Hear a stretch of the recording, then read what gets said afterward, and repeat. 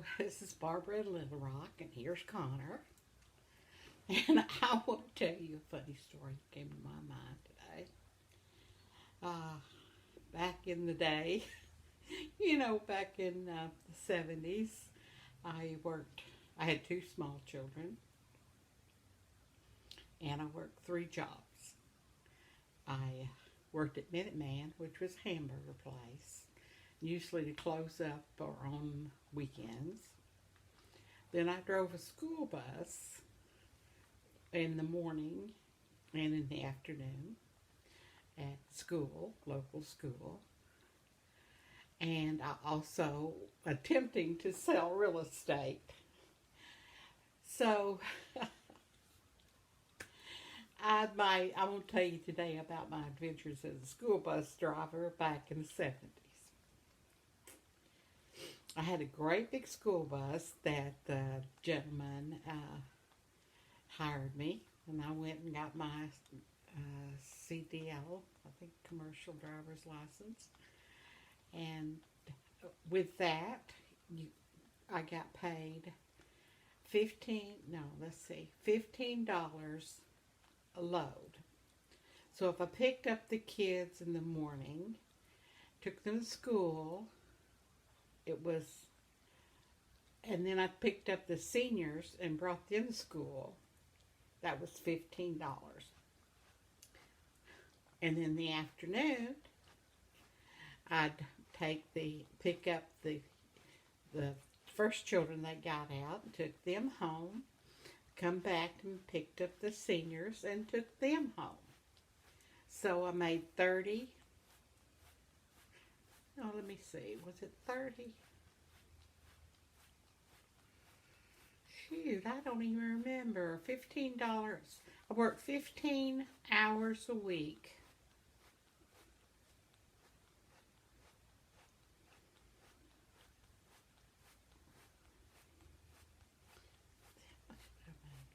It was $30 a day. See, 30 times 5 would be 150 a week. And I know I didn't make that.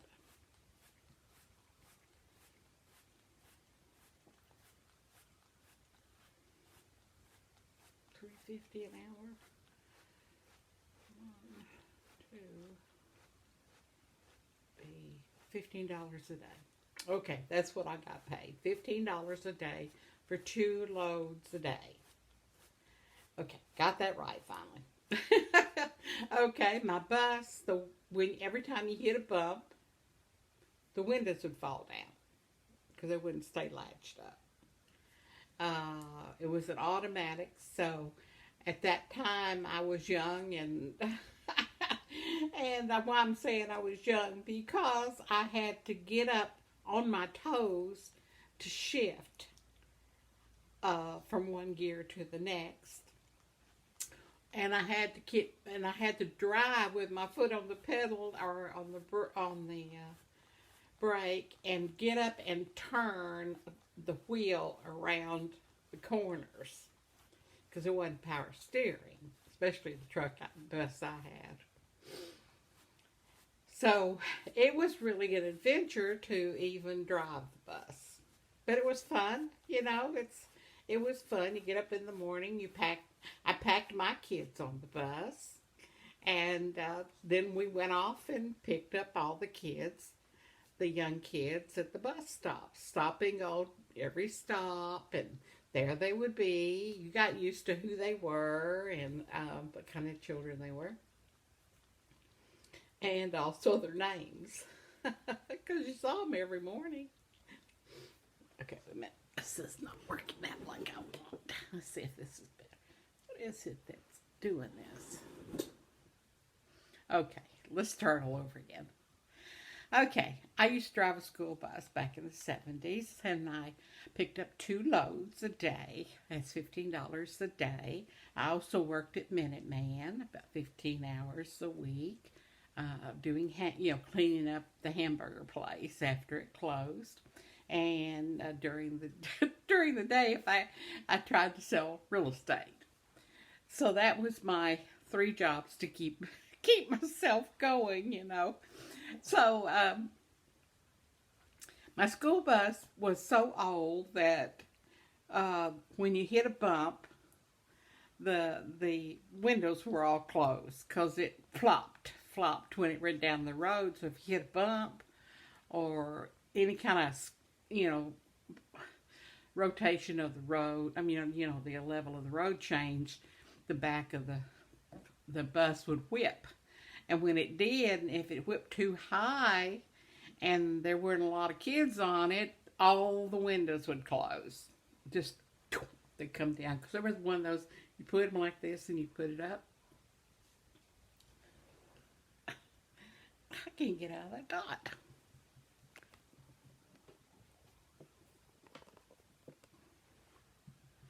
Okay, so you pushed them up and you put the windows up, right? And they really didn't latch very well. But sometimes they would stay up there pretty good, but if you made that dip in the road, the windows would fall down. It wasn't air conditioned, and I don't remember the heat ever working in it, but it may have, but I just don't remember that. I think I delivered about 70 kids a day to the elementary school and then to the high school. So it was a nice little bus, really. I got to know it pretty well, and but you know, it didn't have power steering, so I was up on my feet most of the time trying to stir it, you know, turn it, and keep it on the road because our roads that I drove on was like this. And it seemed like every time I had a pickup, it was at the top of the hill. The kids would come to the top of the hill. So when you drove up the hill to pick up the kids, you had to put your foot on the brake and the gas and the clutch. If you could figure out how I did that, I don't know. Because you want to stop the bus at the top of the hill. You want to keep the clutch tight enough that it doesn't give way and roll back down the hill while the kids are trying to get on the bus. And all at the same time, you're holding that and opening the door for the kids to come in. And which, you know, they were pretty good coming in there. Sometimes they would come in the door and turn off the key to the bus. I'd be at the top of the hill and I'd have to get on to him. Well, I couldn't do anything because, you know, I had the door open for the rest of the kids. He took the key and all of a sudden the bus is not running. And I've got to say, okay, now what I have to do? So I have to sit down and lock my feet into the position to hold the brake and then pull the emergency brake and then get someone to bring the key back to me and then turn the key and then hope it works and hope the clutch will catch and you release the brake at the same time because it was a stick shift. You know, it was just one of those you had to learn, which I grew up driving a stick shift, so that it was just, I'm glad I was young when I was doing this. I couldn't do it now if I wanted to. But the kids were always doing pranks on me. One day, where I'm going down the highway towards the high school, and I look and standing in the hallway of the bus, I could see, I can't remember his name. I didn't think I'd ever forget his name. But anyway, and he was standing back there, and he had a king snake in his hand. Standing between the seats with a king snake that was alive. But you know, with me having a mirror above me like this, I could see what the kids were doing behind me, even though I couldn't do anything about it since I was driving. But I watched him and I said, Wesley, oh, that was his name, Wesley. I said, Wesley, what are you doing with that snake on this bus? He says, that's my show and tell snake. Well, the girls were screaming. I mean, screaming.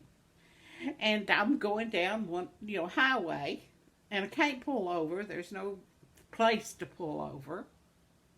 And you're not supposed to stop a bus to let them out or stop the bus to get control of the bus. There just wasn't a shoulder available at that time to carry on. So you had to use a lot of psychology, and the kids wouldn't help you most of the time. They'd just laugh or scream or whatever. And so when he started to approach me with a snake, I knew it was a king snake. And of course, you know, growing up in Blythe along the river, you know what king snakes are. I mean, you know, water moccasins now, that would have been a different story. But anyway, so I told him, I said, Wesley, just take your snake and take it back to the back of the bus and stay there until we get to school. Did you bring a bag or a box or anything? He says, yeah, I've got a bag. And so he takes his bag and he puts the snake in the bag. Now I'm trying to watch the road. Kids are screaming. And I'm trying to make sure he gets it in the bag because I don't want him to get loose in the bus. I'll lose control. And I'm going 50 miles an hour. So anyway, I don't see the snake, and I think, okay, he's got it in the bag. We get to pull up at school. Girls are still screaming. I mean, they're running off the bus when you pull up to the school. They run off the bus just screaming, snake, snake, snake, we're going to die, we're going to die. So they exit the bus, and I turn around and I walked towards the back of the bus. Well, he did turn the snake loose. And it was just going all over the place back there. And of course, I just went over and picked it up, you know. And I said, where's your bag? You know, and he gave me the bag. And I put it in there. Now, it must have looked like to them that I was Superwoman. But it just so happens I knew how to handle a king snake. And it wasn't a huge king snake. So, you know, it was, anyway, it impressed the heck out of him, but I wouldn't let him take it to show and tell. I took it into the principal's office. And you know what the principal said to me? He said, you have no business. No school bus driver comes into my office. You go to your boss and tell them, don't ever come and talk to me about the kids on your bus. His name was Skipper, I think. Skipper, is that what, I don't know if that's his last name or a name they called him, but. And I said, well, what am I supposed to do with this snake? He says, did you not hear me? Get out.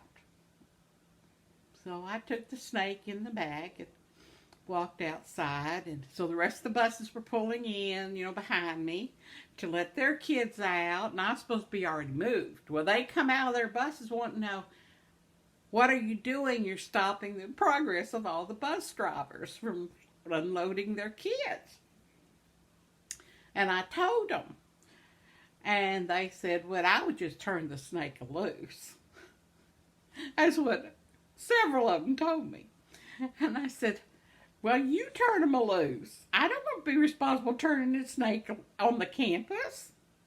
And so one of the girls just grabbed the bag away from me. And she said, I'll take care of that snake. And I said, okay, take care of the snake. So anyway, I get in my bus and I head on down the highway. Driving down the highway. The kids are all off the bus now. You know, I'm heading home until I pick them up at 3 or 3:30, whatever time it was. So I'm going down the road, and I look in the mirror, and there's nobody on the bus or anything, but I can see the buses behind me because we're in a line, you know, going out to the areas surrounding the school, in the school district, you know. Well, I'm the leader of the pack today, so I was just putting along, watching, and all of a sudden I see this bag, and then I see this snake fall out of one of the side windows of one of the buses, you know, and the horn honked, and every one of us honked the horns, and I'm going, we were so ridiculous back then. I mean, that's been a long time ago, but I'll tell you what'll top that for you. They had, one day I dropped off the last senior, and 2 of them stayed on. And I said, "Now, why aren't you getting off with everybody else?" Again, it was Wesley. And they said, we're going to take your seat off the bus. And I said, "Well, I'm going to my house. I'm going home." So the longer, no. So when I made a circle to, no, wait a minute, how does, see. No, they were on the back of the bus and they were busy and I knew they were doing something and they said, "We're just unscrewing the bus seat." So when I got not far from their stop, they said, "Let us off right here." And which I did, which I wasn't supposed to do, but I did. And off they went carrying the seat off my bus. Right. And I thought to myself, oh no, now what am I going to do? They've been taking the seat off my bus. So I went up to the turnaround where I come back to go home. So I had to go right by those stops again. Well, when I come back by, those boys are there with that seat. And they're going, "Stop, bus driver, stop!" So I had to find a place to pull over. And they were running with the seat off my bus. And they were putting the bus seat back on the bus. And they said, "You didn't even get mad." I said, "Well, you're the one's going to have to pay because I'm heading to my house. And the longer it takes you to bolt that in to this bus, that's how long you're going to stay on this bus. So you'll have to walk home from there." Well, they didn't know that I really couldn't do that. I mean, that was one of the things we were taught. Don't ever let the kids, out of the bus. Except for their assigned places. Well, let me tell you, I went up about a block, I guess, or something like that. And I just sort of slowed down, And they were back there just a-bolting and fussing at each other. "Well, I can't get this bolt in here. Well, you have to keep that still." Blah, blah, blah. So by the time I got to the next intersection, which wasn't very far, they said, we're done. Their hands are up. "Oh, we're done. I let them out of the bus. I tell you what, there's things they did that I could not believe they did. One day they all got something at school, snow cones or popsicles. I don't remember what it was. I think it was those pops, those hard pops on a stick. I think everybody got one of those at school that day. So when I picked them up, they all had these suckers that were hanging out of their mouths, And they got on the school bus talking, sucking on their suckers and everything. Well, we got halfway home, and we went by the usual driveway, and there was the dairy bar, where the kids hang out that has cars and all that kind of stuff. Well, here these kids with their little lollipops or whatever, dum-dums, maybe I don't know. Anyway, and they're waving them outside the buses. Well, they said 1, 2, 3, and they threw all those things all over the road in front of that dairy bar.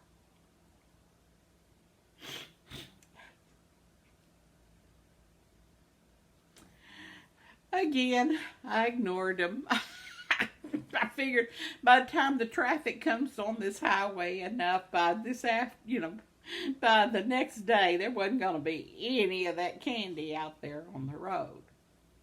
Well, the next day, I'm picking up the kids in the morning. I pick up the first load. That was the ones that threw out the candy thing. So when we come back through, they all were trying to see outside if they could see their stick. Because somebody told them, one of the kids told me, said, somebody told them if they would throw all their sticks outside, that the next day, that the bugs would get those sticks. And I was thinking, why? I said, and the birds will make nests. Now these are not, okay, these are ones that had the loops on them. Remember the little cloth round cordy things that was in little popsicle sticks. They weren't dum-dums. What were those things called? Anyway, you could hook your finger around the little scallop that had, and on the end it had the little, oh well, candy popsicles anyway. And I never saw any of them. I mean, of course, I was trying to drive, and they were very disappointed. But the little girl says, "Well, I guess there's going to be some very, what'd she say, sweet nest out there." So all school year, around their neighborhoods, they were looking in birds' nests for those lollipop twines.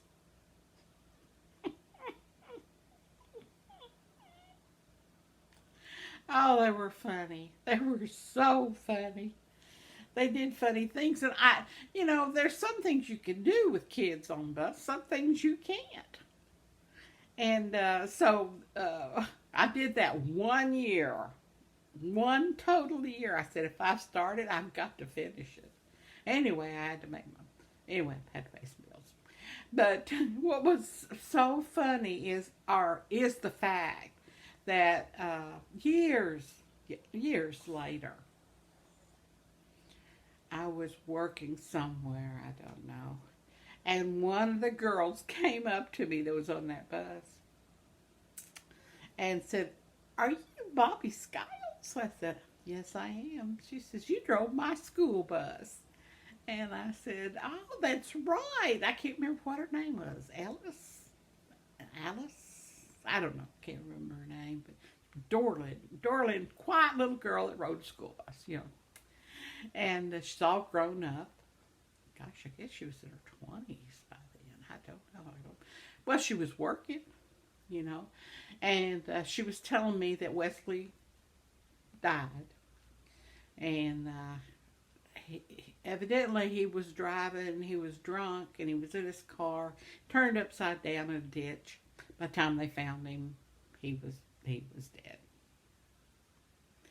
And then she told me about the others that married, divorced, and those that had kids, and those have gotten the Air Force, and the ones that are, living somewhere else, and just caught up on all that. It was just so strange that those years had passed.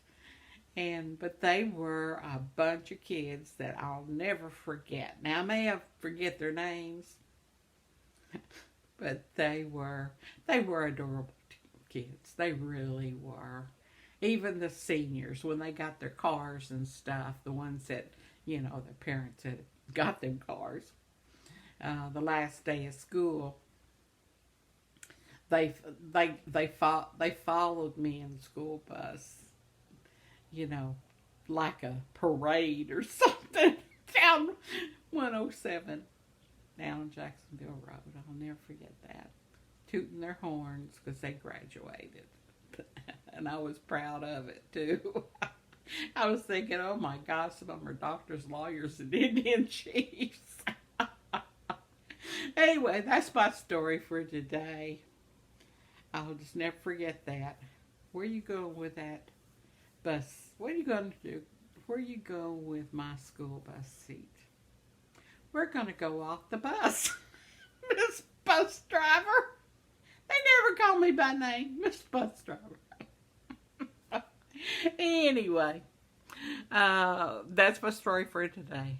I hope it made sense. It probably didn't. I probably got you all messed up on what was really going on, but I'll never forget it. It was a very, now that I think of it, it was even more warming to think about it. You have a good day.